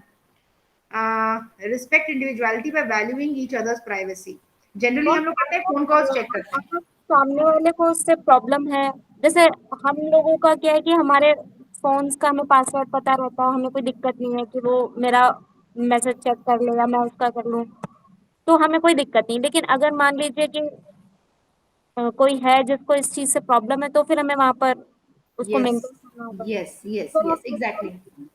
मैम मेरे हिसाब से तो ये है कि जैसे हर इंसान का, भले वो आपके पार्टनर ही क्यों ना हो, हर इंसान का एक लाइफ स्पेस होता है और हमें उनको देना चाहिए. क्योंकि मैक्सिमम, जैसे मैं पर्सनल एक्सपीरियंस से बता रही हूँ, मेरी शादी बहुत जल्दी हो गई थी, 18-19 की थी मैं, तो मेरी हो गई थी. तो हमारे घर के माहौल में ऐसा नहीं था कि किसी का भी फोन उठा लो तो प्रॉब्लम हो. जैसे किसी का भी आता तो हम लोग रिसीव कर लेते थे, बट यहाँ का माहौल थोड़ा सा अलग था. तो स्टार्टिंग में क्या था, जैसे मेरी आदत थी वैसे तो मैं इनका फोन रिसीव कर लेती थी, तो इनको अच्छा नहीं लगता था वो चीज. हाँ, तो धीरे धीरे फिर हम मतलब उस चीज को रियलाइज करके फिर ये हुआ कि नहीं, अब इनके फोन में अगर मतलब मेरे घर से भी, मेरे घर वालों का भी फोन आता है ना, तो मैं रिसीव नहीं करती हूँ, क्योंकि मेरे घर वालों का फोन मेरे फोन पे आएगा तब मैं रिसीव करूंगी. आप देखिए, वो थोड़ा सा सबका माहौल चूंकि अलग होता है. एग्जैक्टली.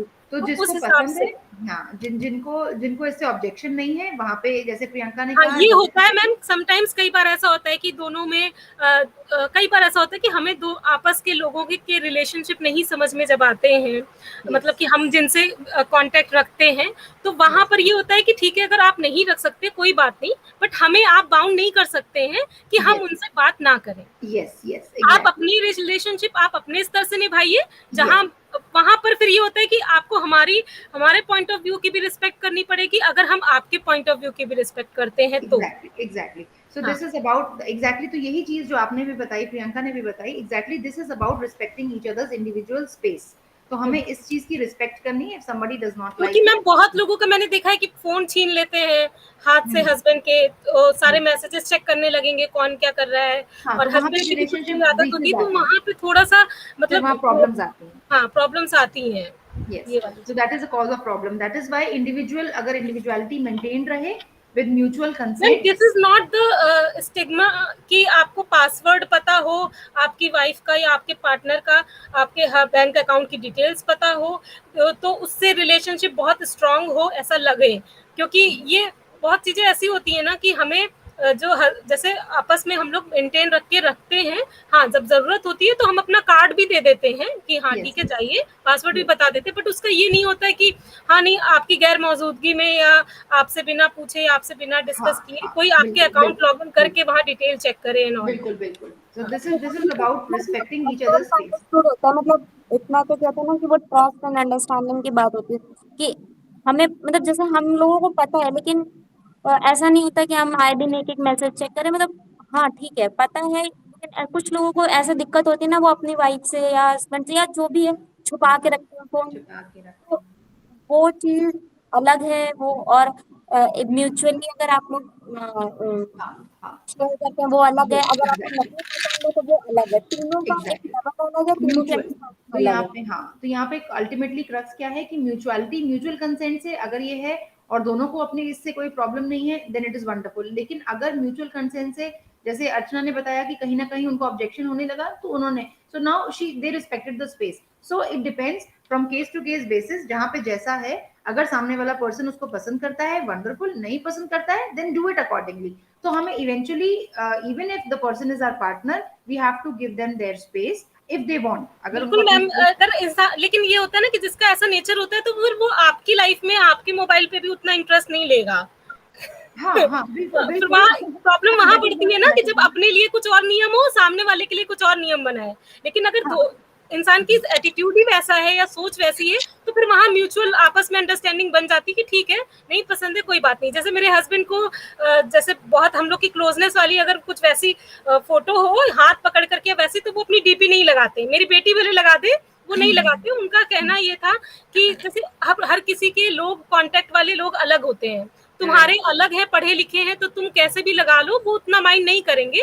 बट राइट चूंकि वो बिजनेस से रिलेटेड है, तो वहां पे हर तरह के लोग होते हैं, तो थोड़ा सा उनको मेंटेन रखना पड़ता है, वो अपनी पर्सनल लाइफ बहुत ज्यादा शेयर नहीं करते हैं। हाँ राइट राइट। तो जैसा भी, अब ये अपने अपने नोशंस हैं, और जिसमें जो भी कंफर्टेबल है, आइडिया इज कि हम उनको उनकी स्पेस में कंफर्टेबल रहने दें, ताकि हम्म। रिलेशनशिप्स लास्टिंग रहें। उनको मतलब अगर डिस्कम्फर्ट नहीं होगा और कंफर्टेबल रहेंगे, तो वो रिलेशनशिप्स लास्टिंग रहेंगे, अदरवाइज वो बहुत लंबा समय चल नहीं पाते। That is the major cause of discord. जब रिलेशनशिप इश्यूज आते हैं, तो यही सब चीजें होती हैं जो रिलेशनशिप्स में आती हैं, कि प्राइवेसी हैम्पर कर दी है, स्पेस नहीं दे रहे हैं, और को डिपेंडेंसी बहुत ज्यादा है। तो आप देखोगे जब रिलेशनशिप इश्यूज आते हैं, तो ज्यादातर इंडिविजुअलिटी को ब्रीच किया गया होता है, या म्यूचुअलिटी नहीं होती है, या ट्रांसपेरेंसी नहीं होती है, और एजम्पशंस होते हैं। तो इन्हीं केसेस में आपको रिलेशनशिप मैरिटल डिस्कॉर्ड्स और इश्यूज दिखेंगे। नाउ नेक्स्ट पॉइंट इज कि मेंटेन आउटसाइड फ्रेंडशिप्स। अब जैसे सपोज करिए, आपके अपार्ट फ्रॉम योर पार्टनर, आपकी, आई एम श्योर आपके अपना फ्रेंड सर्कल होगा। आजकल फीमेल्स की किटीज होती हैं, और बहुत सारे और उनके organisations, पिक्की and all, I don't know, बहुत सारे सब अपना, तो एक अपना आपका ग्रुप है। तो उसको मेंटेन करके रखिए, सो दैट आप अपने पार्टनर को भी स्पेस दे सकें, और आपका पार्टनर भी आपको, क्योंकि थोड़ा थोड़ा जो brief absence does makes the heart grow fonder. मतलब अगर थोड़ा समय वो आपको नहीं देखेंगे, तो ज्यादा एक चाहत बढ़ेगी, एक चाह होगी कि हाँ क्योंकि हर वक्त देखने से क्या होता है ना, कॉन्फ्लिक्ट ज्यादा हो जाते हैं। So it's a good idea कि ऐसे होता है वी कि नीड टू, या हाँ हाँ नहीं तो ये मेरे साथ होता है, मेरा कोई फ्रेंड नहीं है यहाँ पे, मेरी एक ही फ्रेंड है और वो दिल्ली में है। जब हस्बैंड जाते हैं अपने फ्रेंड्स के साथ तो आई फील जेलस। क्यों, उनके ज्यादा फ्रेंड्स हैं? नहीं मतलब है नहीं है, 2 ही 3 है, बट मेरा तो वो 2-3 भी नहीं है ना, मेरा तो एक भी नहीं है। अच्छा, that is why, okay okay. So that means चलो you have one at least ना, बी ग्रेटफुल। हाँ, Rather than being jealous, huh?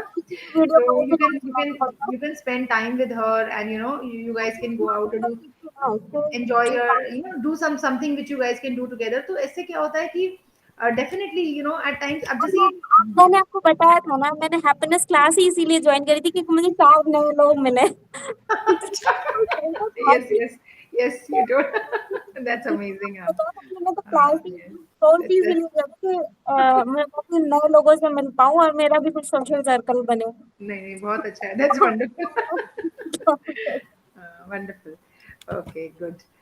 Next. So now this is the last slide for today.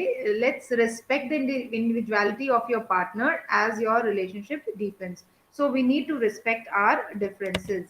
So देखिए, हम लोग individuals हैं, individual same नहीं हो सकते, इवन साइनीज ट्विंस भी सेम नहीं होते, जो एक साथ पैदा होते हैं वो भी सेम नहीं होते। Every individual is different from the other person in some respect और द अदर, और हमें इस चीज की रिस्पेक्ट करना बहुत जरूरी है। And once we start respecting, we know कि डिफरेंसेस होते हैं, डिफरेंस इन ओपिनियन भी होंगे, but we don't have to bother, we just have to try to understand ourselves. जब हम अपने को समझ जाएंगे तो दूसरे को समझना इतना मुश्किल नहीं होगा, हमें सिर्फ समझना ही है। आइडिया इज कि हमें इस पे भी नहीं अभी जंप करना है कि हम उसको करेक्ट कैसे कर दें। Idea is, let's go step by step. First thing is, let's try to understand ourselves in terms of our mental health.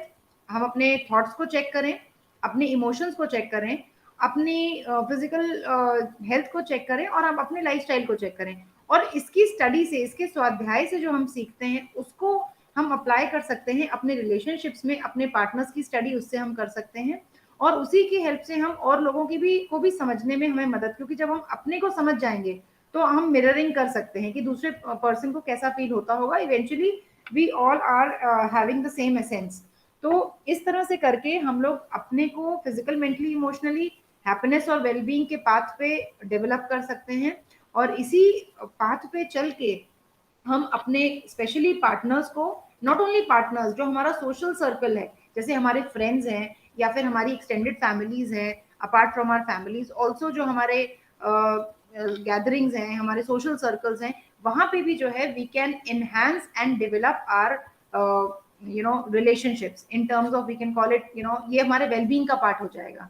जो हम लोग वेलबींग पे बात कर रहे थे, तो one component of wellbeing is developing good relationships. तो ये हमारी ओवरऑल वेलबींग के लिए बहुत जरूरी है कि हम अपने इमोशंस को भी चेक करें, उसकी भी केयर करें, दूसरों की भी केयर करें, और इंडिविजुअलिटी को भी पूरी तरह से रिस्पेक्ट करते हुए, अपनी भी और दूसरे की भी, उसको किसी भी मोमेंट में ना उनकी हमें सैक्रिफाइस करना है और ना अपनी इंडिविजुअलिटी को सैक्रिफाइस करना है। इस तरह से करके हम long lasting relationships, healthy relationships को केटर कर सकते हैं। So with this, we will end with today's lecture. So any queries now? So we finished at the right time. Yes? Any queries? No, Any questions? No No? Ma'am, no, ma'am. ठीक है. So now we'll wind up for today. Thanks for joining. And now we will come up with the next. Up next, okay, 1 second. I'll just. Ma'am आज का session मैं अब join नहीं कर पाऊंगी क्योंकि 7 o'clock से मेरी मीटिंग है। तो अर्चना, आज के तो दोनों सेशंस हो गए ना?